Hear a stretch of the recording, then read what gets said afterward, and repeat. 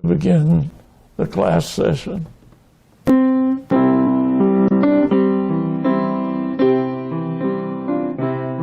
First of all, subscribe to our channel.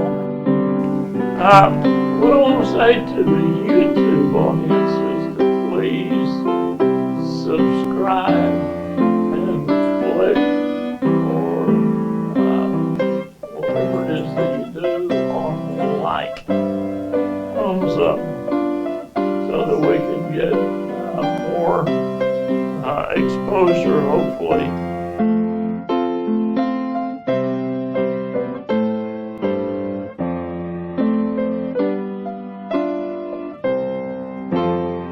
To subscribe to the John Ray channel.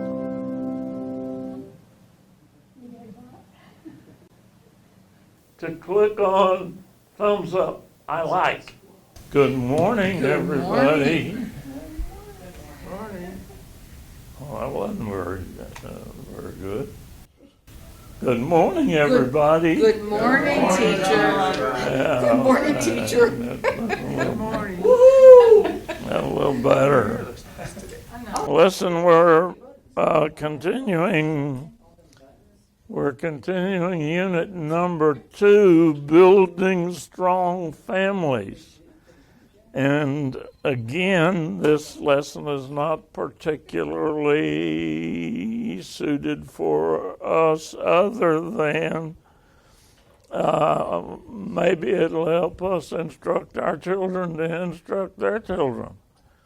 But us being empty nesters, most of us, this kind of makes it a little out of place, but it is in the Bible, and it is something that you need to know about, and that I need to know about. The title of our lesson is called Protecting the Christian Family. I don't know about you other fellows that are in the class today, but I can tell you that that when I was a young father, the absolute main thing was to protect my puppies. And we hear that a lot about mama bears, but we don't hear that a lot about papa bears. But in the human race, God has put, when he made us out of dust, he put some kind of dust in there that made us want to protect our own. And that's why these scriptures are good and are still appropriate for us to protect our own, even if they're adults and have families of their own. I can tell you that when my children were very young, the main thing I looked forward to was for them to be old enough that I could have an adult conversation with them. Because when they're kids growing up, your conversation is not about adult kind of things. Well, now I can have adult conversations with my children and even with some of my grandchildren, because I've got grandchildren that are almost as old as I am. I mean, they're 30, 32, something. Yeah. She's still 29? Yeah. So I can have straight up conversations with my children, and I have done that more than once. And I can tell you that I can see in my families, in my children's families, a loosening of the standard. that I taught my children. And I don't know how to fix that. When I read history, I see that happened. That's been happening since day one, almost. I don't know exactly, and there's no way to figure it out, or at least for me, I'm not smart enough to figure it all out. But still, I'm interested in protecting what I can protect. And just recently, we had a family event in which my, I'm going to say 24, but he might be 25 by now, grandson, 25 years old, 24 years old, from Los Angeles was in town. And we were talking about his work. And he was just telling me how good things were going. He said, Grandpa, everything's going good. You don't need to worry about me now. He said, I don't worry about paying the rent anymore. And he said, I could take off for 3 months and do nothing if I wanted to, and it wouldn't hurt. And I said, well, it's nice to hear a good report, but how is it with your soul? And he said, oh, I'm good. And then he told me, we had a spiritual conversation. So it's nice to be an old guy and be able to have adult conversations with even your grandchildren. And so therefore, these kinds of scriptures are good for us to hide away, to be able to refer to when we see something in the family that we're not particularly proud of or pleased with or whatever. We can't do anything about it. They make their own choices, and I can't make the choice for them. And that's okay. I mean, that's the way God intended it, I think. And I'm just grieved a little bit in my spirit to see that sort of thing happening. I can tell you, for instance, and I'll give you a for instance, I've made it my entire life without smoking anything or without drinking what they call adult beverages. Never, never, never, not once.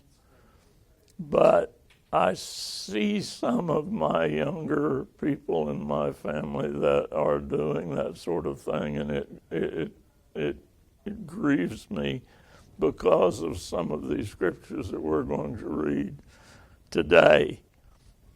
Having said that, let's start with Proverbs chapter 23, verse 31. Actually, I'd like to start with 30. Our study text, we've got 6 references in our study text, and the first one is Proverbs chapter 23, verses 31 through 35, but let's start with verse 30. It says, they that tarry long at the wine, they that go to seek mixed wine, look not thou upon the wine when it is red, when it giveth his color in the cup, when it moveth itself aright. At the last, it biteth like a serpent, and stingeth like an adder. And here's what it'll make you do, verse 33. It'll make your eyes behold strange women, and thine heart shall utter perverse things. Yeah. Thou shalt be as he that lieth down in the midst of the sea, or as he that lieth upon the top of a mast. Just in the news this past week, there was an item, a couple of attorneys, a man and a lady that were married a year ago, and they went to Mexico to celebrate their first anniversary. And somebody came to the room on the, one story I heard said the second floor, and another story said the third floor, so I'm not sure which. But somebody came to her room and banged on the door, knocked on the door, woke her up, and her husband was not in the room. And they wanted to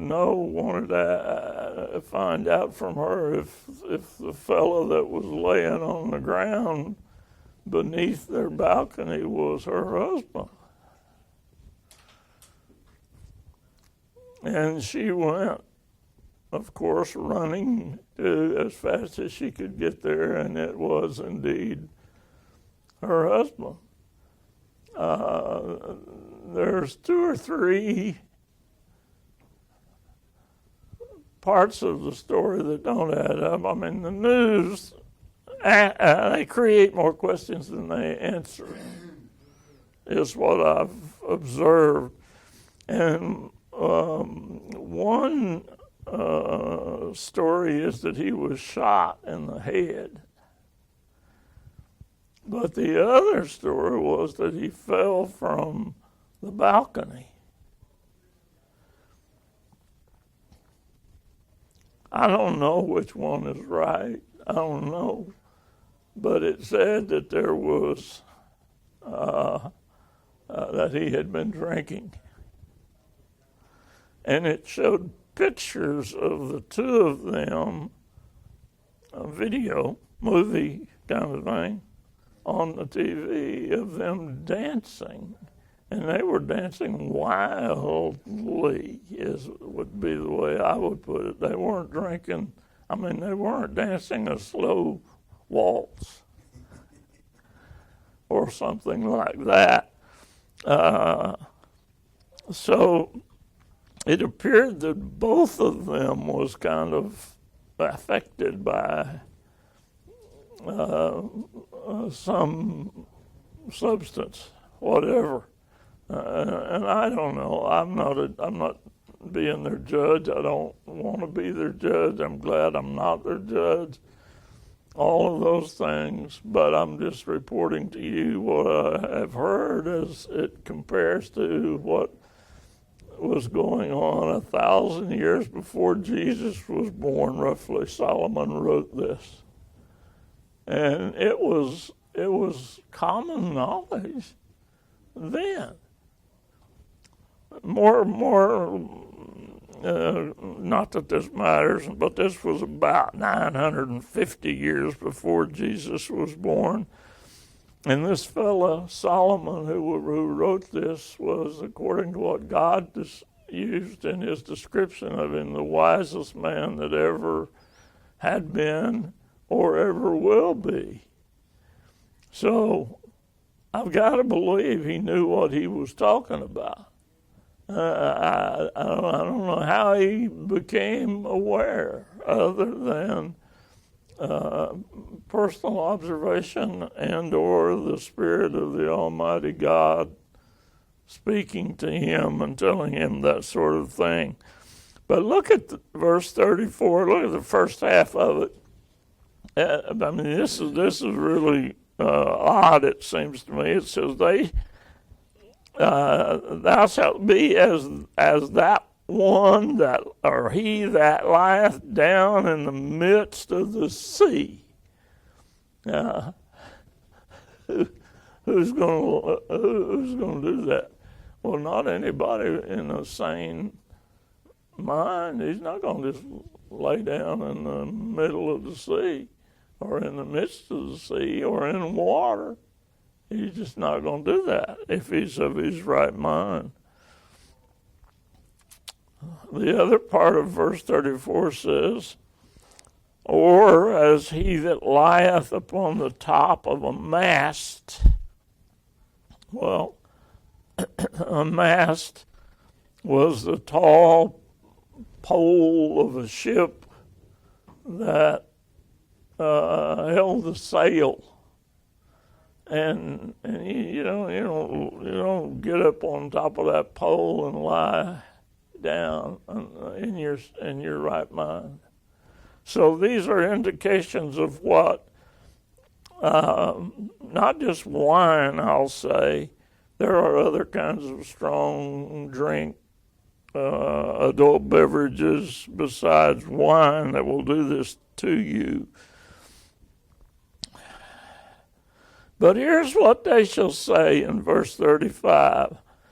They have stricken me, shalt thou say, and I was not sick. They have beaten me, and I felt it not.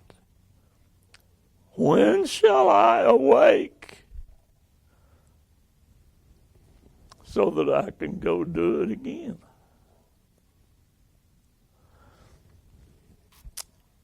I had an uncle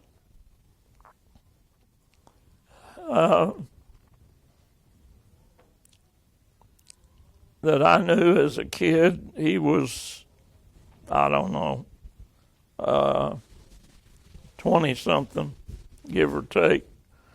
But my grandmother worried and worried and worried about her son because he came home drunk a lot of times, and he had trouble. He came home not just drunk, but he come home beaten up.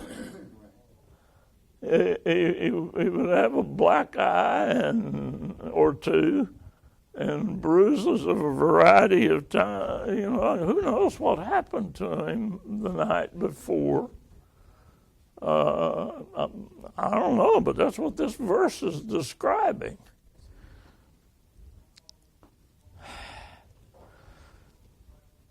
Verse 35, I'll change the order up a little bit and say, you have said that they have stricken me. Now, I wasn't sick. There's nothing wrong with me, but they stricken me. But then they beat me, and I didn't even feel it. I was so drunk.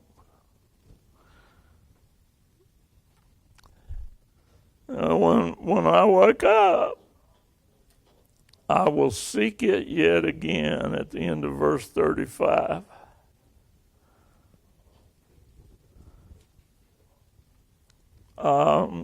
There's another place in the book of Proverbs that talks about a dog, talks about a dog returning to its own vomit. Well, this is talking about a human being, person, doing just as bad as that dog returning to its own vomit.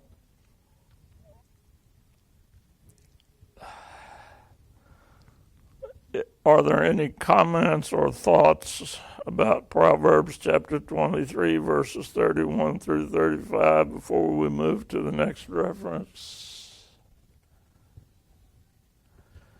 All right. Then let's go to Matthew chapter 10.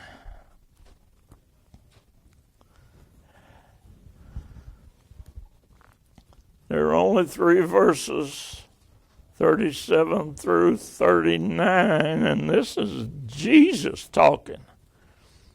He talks in red. And that's how we know that. He is the one who said this. Chapter 10, verse 37. He that loveth father or mother more than me is not worthy of me. And he that loveth son or daughter more than me is not worthy of me. And he that taketh not his cross and followeth after me is not worthy of me. He that findeth his life shall lose it, and he that loseth his life for my sake shall find it.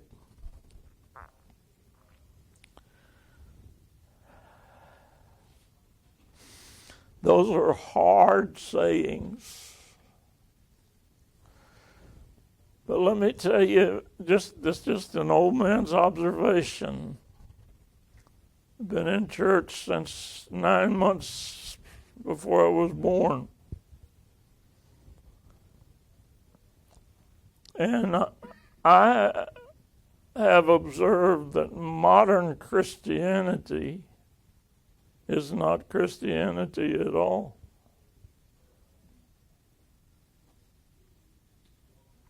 You want to know what Christianity is? Look at Acts chapter 2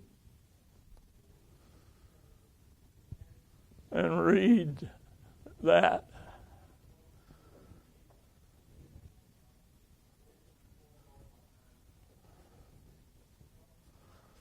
When people were persuaded that Jesus of Nazareth was indeed the Messiah, people who didn't even want to believe that. And then they went and told somebody else. Modern Christianity, we come to church because it's the social thing to do. It's just the right thing to do, and to call yourself a Christian means you're following Christ, although you're probably not. A few years ago, and I don't know exactly when this started, I'd say 20 years ago, give or take, maybe longer, the telephone company started producing a yellow page book called the Christian Yellow Pages. And there was I didn't have to provide any proof at all to advertise your business services in that Yellow Page edition. You just say you're a Christian, and they'll sell you a listing in that Yellow Page. And what that did was it made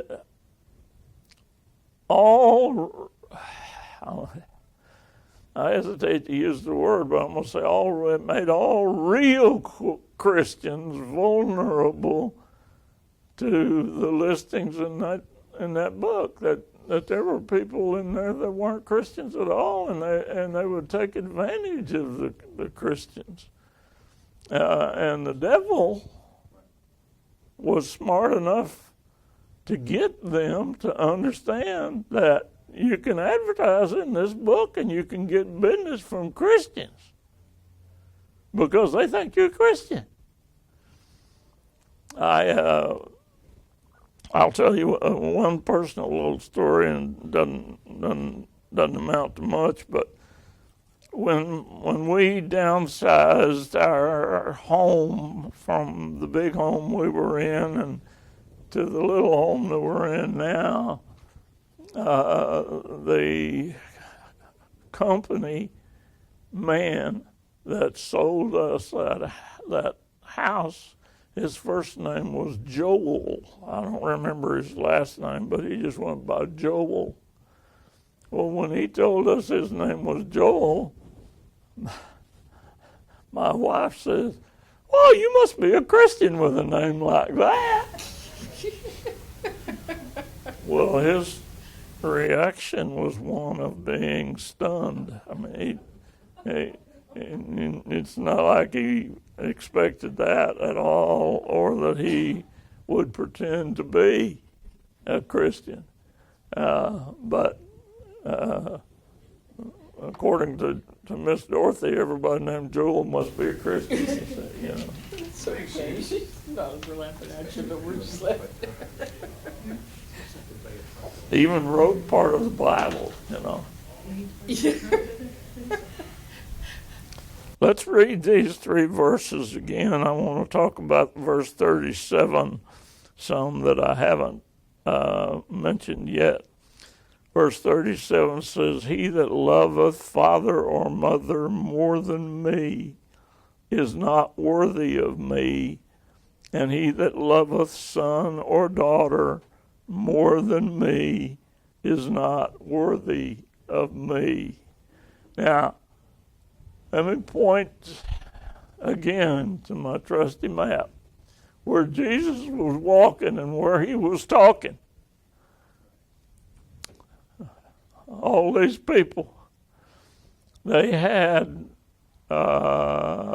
traditions, and they had God's law that they followed, and these Jewish folks, Hebrew folks, Israeli folks, all of them would leave an inheritance to their children. And it was mapped out in the law how to do that. And how to do that was that every son got a portion. The girls got nothing. But the first son got a double portion. So, for instance, and I'll just use this as an illustration, if there were 9 sons, and many times there was more than 9, but if there was 9 sons, they would divide the estate up into 10 parts, and 2 parts would go to the oldest guy, and 1 part would go to the other 8 fellas, the little brothers. And that's just the way it was done. And then when the father died, passed on, and the estate was parceled out, each of those guys went out on their own and started, if they hadn't already been married, and started their own family. They started their own estate, if you will. But if a fella didn't stay in line, for lack of a better way to put it, with his dad's requirements, his dad would disown him. We have that phrase that we use, I'm going to disown you. Well, that phrase is from way back yonder in time, when if a guy like, for instance, and this is not a real good example, but I'm going to say the prodigal son, of whom you know the story, he got his share of the estate and left while his dad was still alive. But that wasn't normally the way that it worked. So this, what Jesus is talking about here to these guys, he's saying, if you're going to stay with them, your parents, your father, when they don't believe in me, then you're not worthy of me.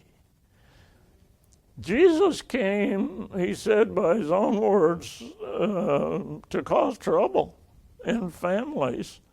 to separate men or fathers from sons and mothers from daughters and that sort of thing.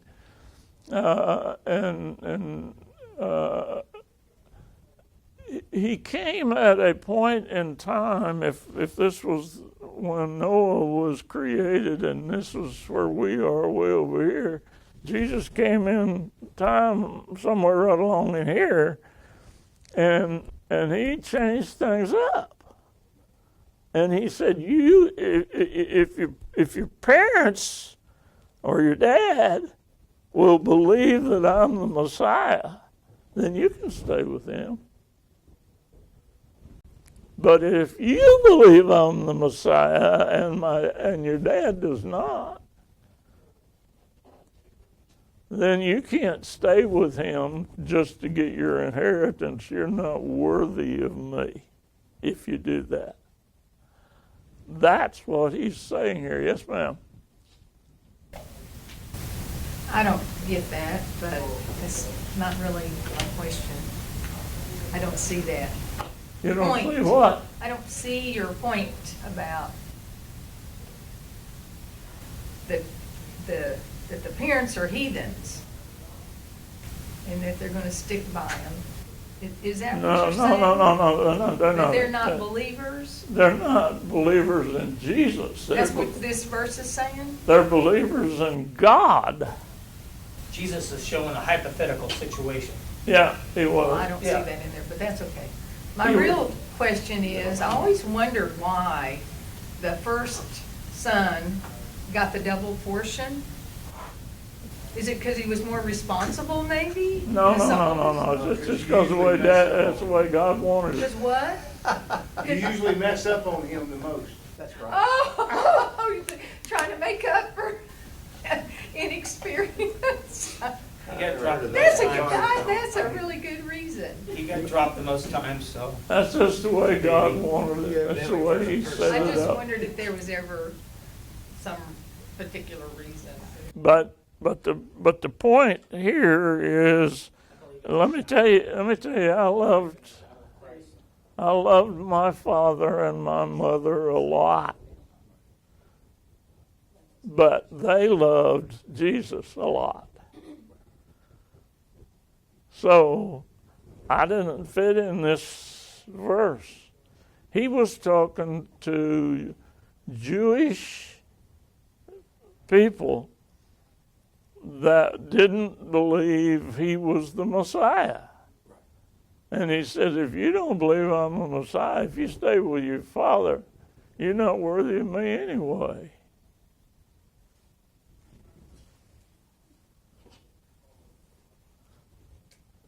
If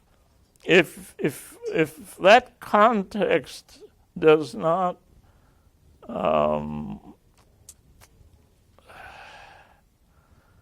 come through to you when you read the whole Bible, then all I know to say is read it again. Because that's what this is talking about here. He's not talking about me loving my mom and daddy more than him, because I love my mom and daddy as much as any little kid could or older kid could. But I love Jesus just as much as they did as well. And I believe that he was the Messiah. So that's what he's talking about. It's also hyperbole, I think, somewhat too. I think it's a parallel verse. He says, whoever doesn't hate their mother and father. So Yeah. He's talking in hyperbole, and like you said, he's talking more about compared to your parents, you have to pick him. Well, If they're on the wrong side. well, the other scripture that I'm talking about said that he would make father against son and mother against daughter and so forth. And the point is that when he came, when this timeline is like this, and he came right here, he had a difficult time persuading those Jews and everywhere that he walked here, he had trouble getting them to believe he was the Messiah, even though he was opening blinded eyes, opening deaf ears, causing the dumb to talk. And all of the other miracles that he was doing. He fed 5,000 people with only 5 loaves of bread and 2 little fishes. And he had 12 baskets left over when they got through. Miracle after miracle that these people witnessed, and they had the opportunity to understand that he was the Messiah, that he was the Son of God.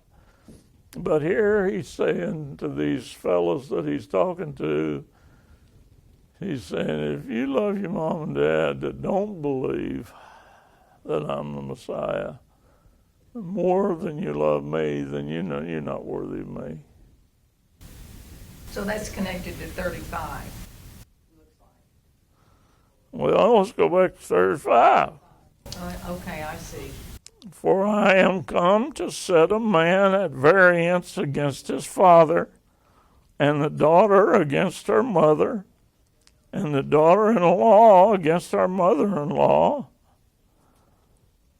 And a man's foes shall be they of his own household. Somebody in that family, one of the generations believed he was the Messiah, and the other generation in the household did not believe he was the Messiah. And so that's what he was talking about, setting them against one another. Any other thoughts or questions before we move to the next study text? All right, let's go to Mark chapter 3. And here we have 5 verses. Verses 31 through 35, the end of the chapter. Starts a new paragraph with verse 31, and this is Mark talking, although in these verses he quotes Jesus, so some of it is read. But in verse 31, it starts out in black, and that's Mark talking. It says, there came then his brethren and his mother, and standing outside, or without, they sent unto him, calling him. And the multitude sat about him, and they said unto him, look here, thy mother and thy brethren without, or outside, seek for thee. And he answered them, saying, who is my mother or my brethren?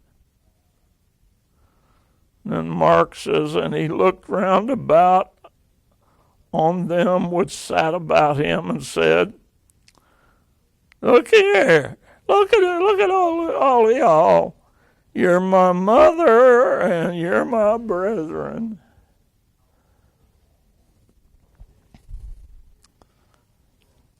For whosoever shall do the will of God, the same is my brother and my sister and mother. Notice there that he did not say father or daddy. He left that out. For whosoever, verse 35, for whosoever shall do the will of God, That's his father.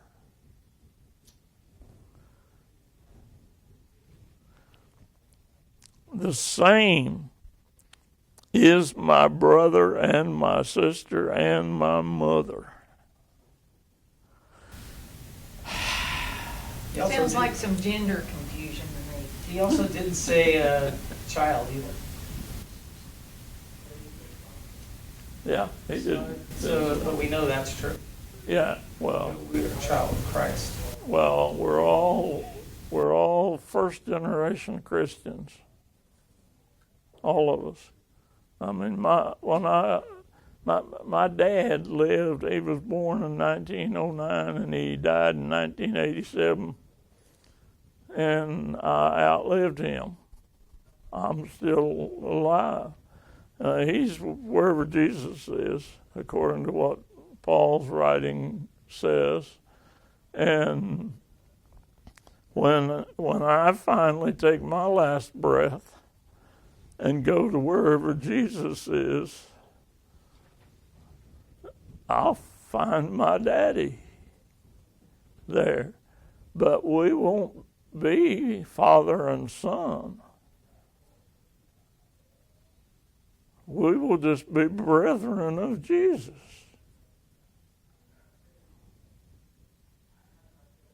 Is the way I understand it. The same is true of my mother.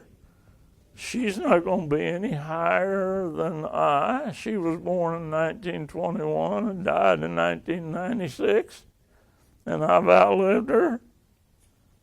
She's wherever Jesus is in that population. And when I go there, when I take my last breath, I'll be at the same level that they are. They won't be my parents. They will be my brethren and sisters. God, there's an old saying, and when I say that, I heard it a long time ago, that God doesn't have any grandchildren.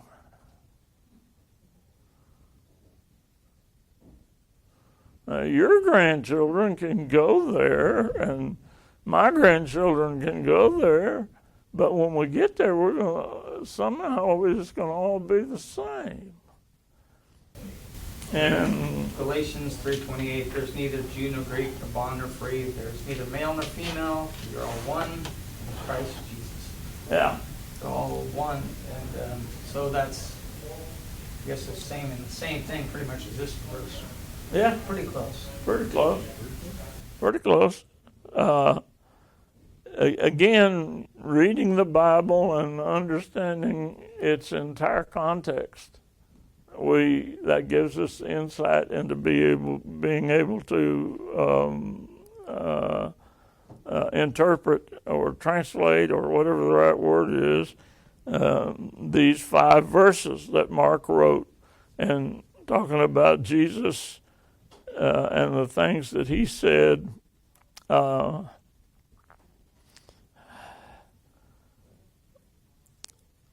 When he was on earth, he was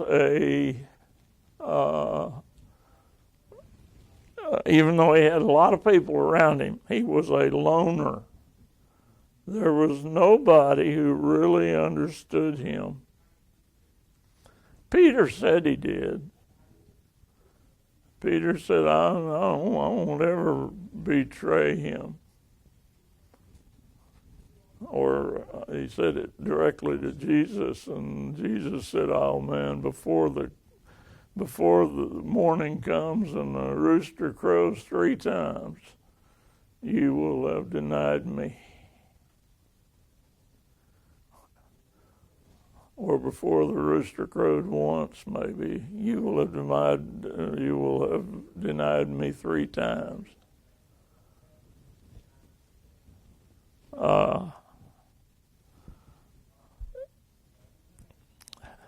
So Peter didn't even know him. Nobody, none.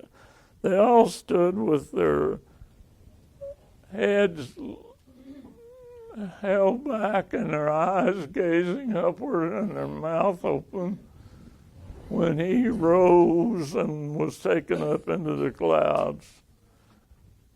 And they were wondering, what is this? Now I've gotten off into a whole different lesson here to talk about those scriptures. But know what was happening. Any questions about Mark chapter 3, verses 31 through 35 before we move on? Then let's turn to Paul's writing in 2 Corinthians chapter 6. And again, the reason I have these particular maps, and probably we'll have them one more week, I'm not sure, but Corinth was over here. And Jesus, he walked in this area, just a little tiny area right here. And this was a big blow up of this little tiny area where Jesus walked. But Paul found that the people in Corinth, that top black dot right there, there's two black dots, and the top one is Corinth. And that's who this is written to. Paul was writing to them the same kinds of things that you and I have been talking about here this morning. 2 Corinthians chapter 6, verses 14 through the end of the chapter, verse 18. And Paul said, and this is wise stuff, be ye not unequally yoked together with unbelievers.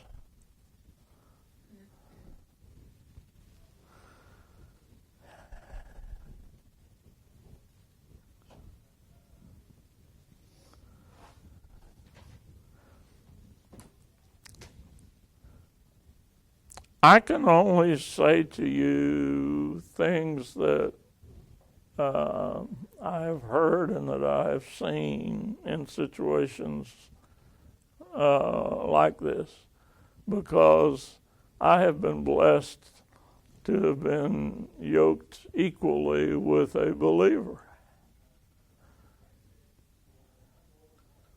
for my entire time. So I'll do the best I can to talk about these verses and being not unequally yoked together with unbelievers. For what fellowship hath righteousness with unrighteousness? And what communion hath light with darkness? And what concord, what agreement, I will change that word to say, hath Christ with Belial? That's the devil, Satan. Or what part hath he that believeth? What part hath he that believeth with an infidel, one that does not believe? See, that's some of that same stuff we were talking about earlier. If one generation of a family believed and the other generation of the family didn't believe, then you should not have part with one another. Now, that doesn't necessarily mean that you shouldn't fellowship that you shouldn't say hi, that you shouldn't greet them when you see them. It doesn't mean that sort of thing. It means don't get married to them, or it means don't get into business with them, or that kind of thing. I can tell you that there's still problems even getting into business with another Christian. In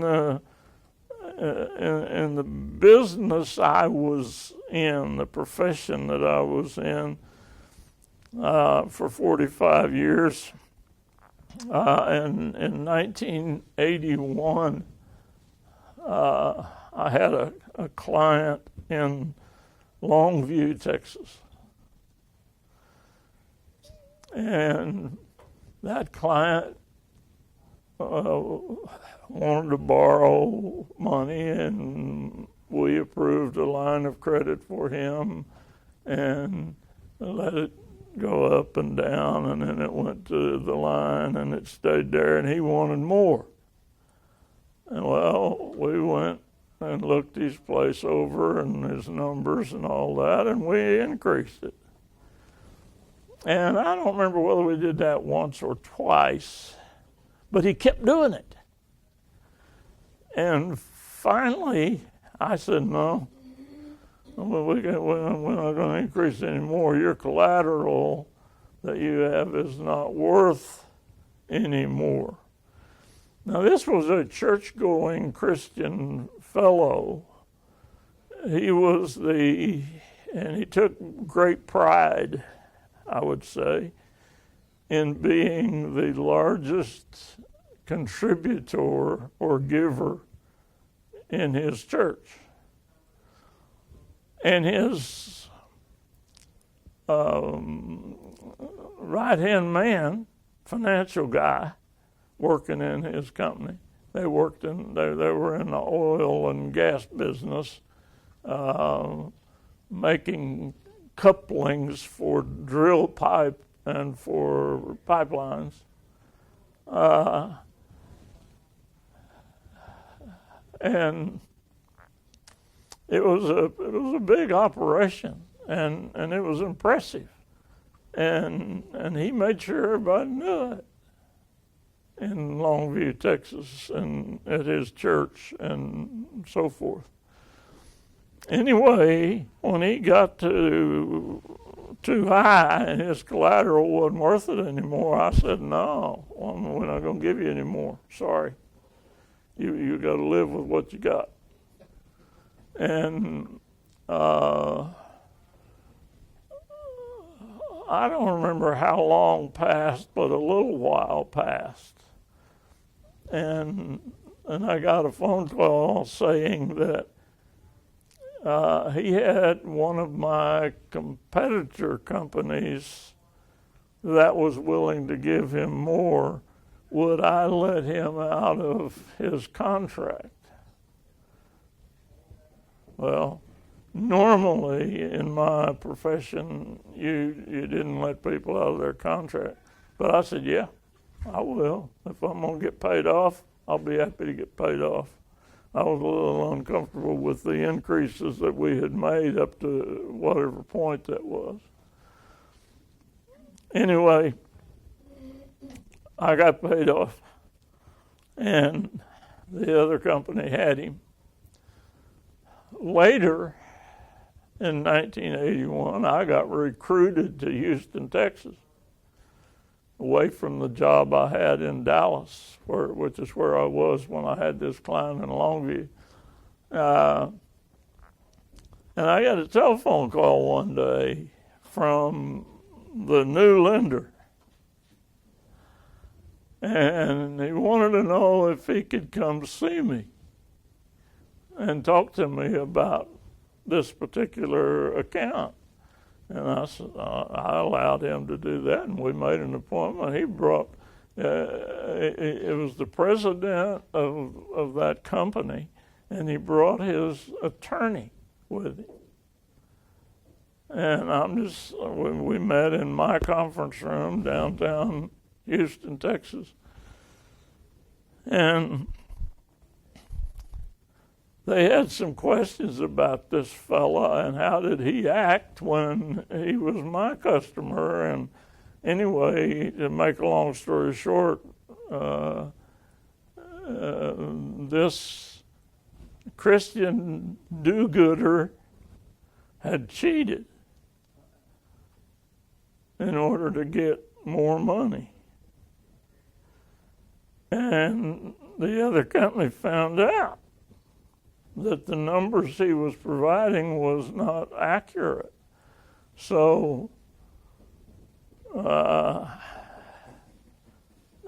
wanted to do some research, and part of that research was coming to visit me to see how he acted when he was my client. And I said, well, I didn't have any problem with his honesty or any of that sort of thing. It's just that he got to where he wanted more money than I was willing to allow him to have.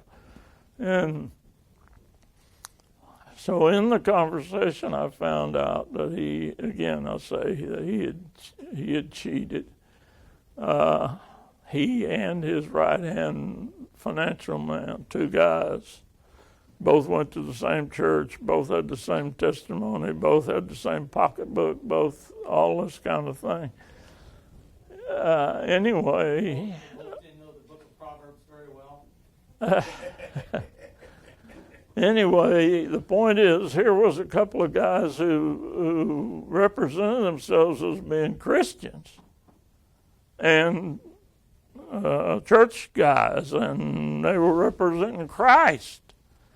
And yet they had cheated to get more money, and I learned later that his testimony was that he needed the more money to contribute to his church, to a mission project of some kind, to build a church somewhere or something. And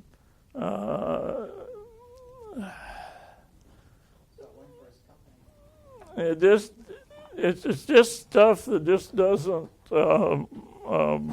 work out, is all I know to say. And in protecting the Christian family, we must teach the children and grandchildren and so forth to just do right.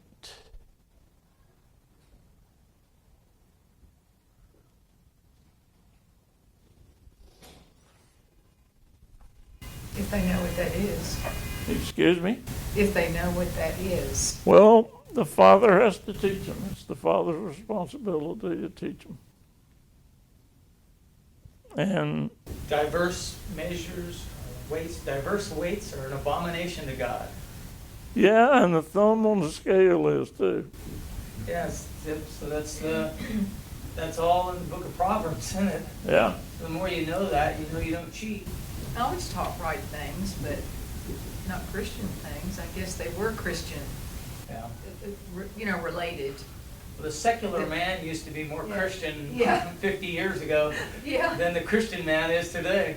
Anyway, those two fellows were convicted of fraud, and they went to what's known as the big house, Oh, no. Really? so they could have a prison ministry. Oh. God works in mysterious ways. Yeah.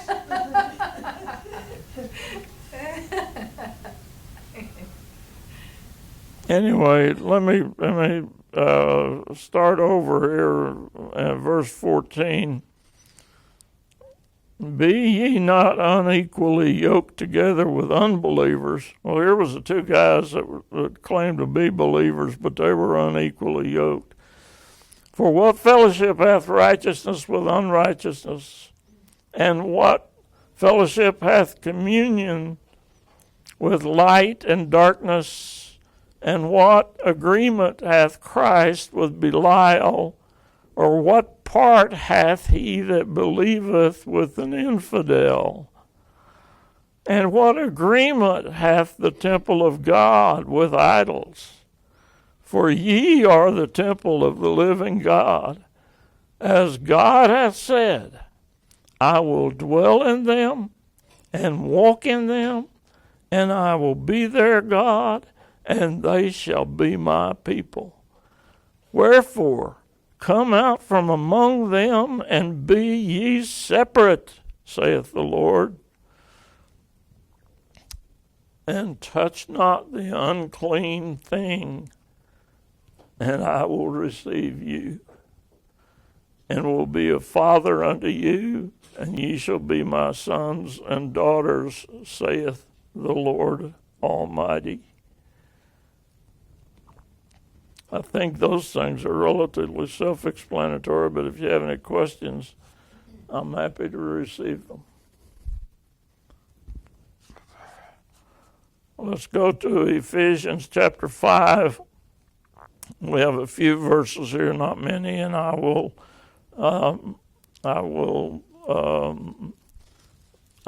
minimize my comments. Chapter 5, verse 1, Ephesians.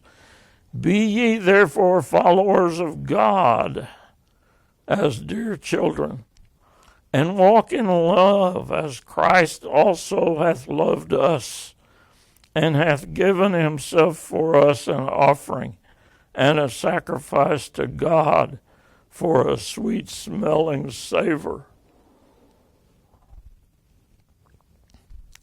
But fornication and all uncleanness or covetousness, let it not be once named among you, as becometh saints, neither filthiness, nor foolish talking, nor jesting, which are not convenient, but rather giving of thanks.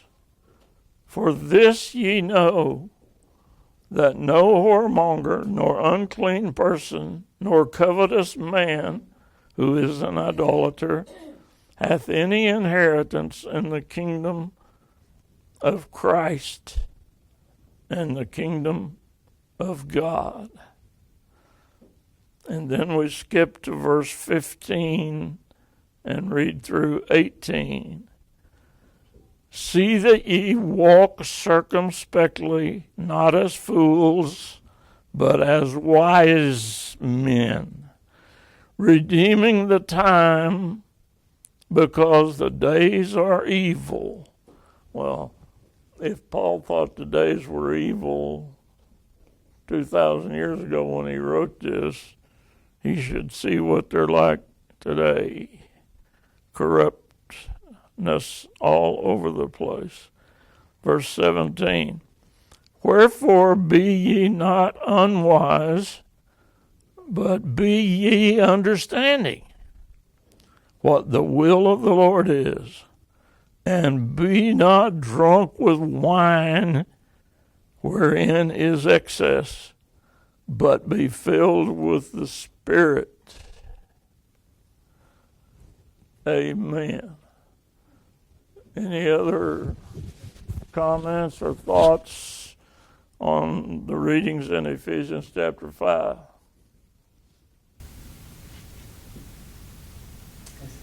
Well, then let's pray and Can I say move one thing along. about the overall? I just thought it was very interesting the way they put this all together for protecting the Christian family. I wouldn't have, when I saw the title of this, I would have never thought this is the direction they were going. Right, I agree with you very much. And It's really, it's just kind of odd. I'm not saying it's wrong. I think it's right, but it's a weird way of putting it together. Like, okay, we got to protect the Christian family by not getting drunk. Well, I agree with that. It's just something I wouldn't think of as like one of the priorities of. That seems like a no-brainer. You know what I mean? I don't know how to put it other than that. That isn't is. I don't know. I just don't see that as a big, high priority item when you're going to protect the Christian family as being drunk. I agree with it, though. Obviously, it's an obvious thing, but it just seems I mean, there's only like a couple of verses in the whole New Testament that talk about it. Yeah. And it's not, but it's, Well, alcoholism is, there's alcoholic Christians, and so, I mean, maybe that's a far reach, but, you know, when I hear about people that have problems with that in their families, it's devastating. And what I It- said, it- what I said to you at the very beginning, I think somewhere along or early in the comments, was that modern Christianity is not Christianity at all. well, see, the early church drank. And they didn't think anything of drinking, but they just don't get drunk. And now, I mean, since the late 1800s, pretty much that's when they stopped it in churches. But prior to that, the church drank all the way through the ages until the late 1800s. If you really study the history, I mean, the church, there was no church out there that didn't drink. They Well, all drank something. They drank There, wine. there are many denominations that still do. Yeah, and there's still some that do, but I think the main thing is to not get drunk. That's the foolish part of it, and that's what, you know, Proverbs is talking about, and what Paul's talking about here, don't get drunk. But there, I mean, the wine was a lot less. They usually mix it with water, so it was really weak. But still, it was, if you drank it strong, if you drank strong drink, which meant full wine, you could get drunk just as easy as you could now. But I'm just saying the protection of the family, I do see though that a lot of these things that are in there that they're talking about were pertinent. But I just didn't see it as far as the name of the title. That's what I just thought it was kind of. I agree with what you're saying, but in my observation, I have seen many supposedly Christian men who, when he got his paycheck on Friday, would go buy a bunch of beer to drink, and he wouldn't buy bread and milk for the kids. Well, it's just a mixture of the ideas. On one hand, we're talking about people accepting Christ being part of the family, and that's what they're talking about at the beginning of the lesson. And then they also go to some, well, no, actually at the beginning they talk about drinking in Proverbs. Then he goes to, you know, accepting Christ as being part of the family, and then not being unequally yoked, and then we're going to drinking again. It just seems like they're an odd mixture of ideas, and they all are somewhat part of protecting the family. It's a broad subject. Christian family. It's a broad subject to cover. My very favorite verse concerning this sort of thing is Proverbs chapter 20, verse 1, in which my friend Solomon said, wine is a mocker, and strong drink is raging, and he who is deceived thereby is not wise. Yeah, there's a lot of verses like that in Proverbs, isn't there? I mean, they talk about it a lot. It's an important subject within the subject, but I thought it was more like the Christian family, mother, father, you know, Yeah. kids. But that isn't what he's talking. That isn't what the lesson's about at all. My household. Yeah, it's like But a household. what he's really talking about is the whole, The body of Christ. well, yeah, the body of Christ, the bride of Christ, the Christian that's- family, We're yeah. all a Christian family. Yeah, the Christian family in that respect, yeah. Let's pray. Lord, we're thankful today for your goodness to us and your mercy to us, your blessings on us. And we're thankful for this place which we can come with our friends and gather here and read your word and talk about it and discuss it.